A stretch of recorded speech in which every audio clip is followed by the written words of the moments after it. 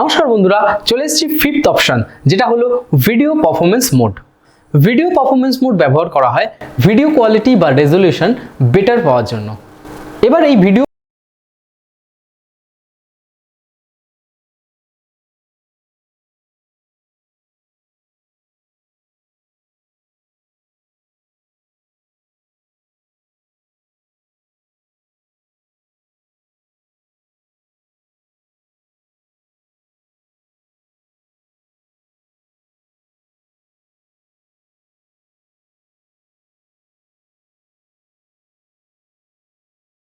ভাগ হলো battery extended mode.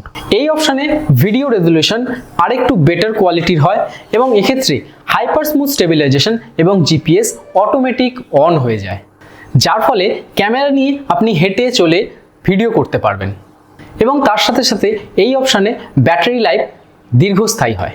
এবং শেষের ভাগটি হলো ম্যাক্সিমাম ভিডিও পারফরমেন্স।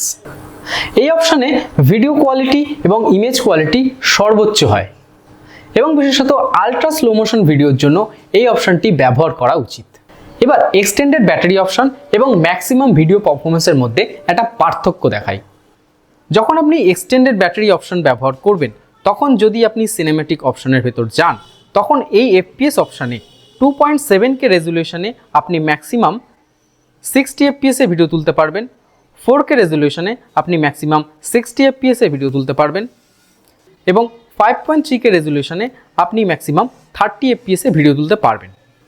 কিন্তু যদি আমরা ম্যাক্সিমাম ভিডিও পারফরমেন্স ইউজ করি 5.3K রেজলিউশনের ভিডিও 60 FPS এ, 4K রেজলিউশনের ভিডিও 120 FPS এ এবং 2.7K রেজলিউশনের ভিডিও 240 FPS এ তুলতে পারবেন।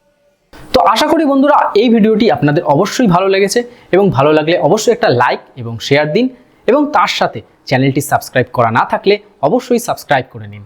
ধন্যবাদ পাশে থাকার জন্য। Thank you so much.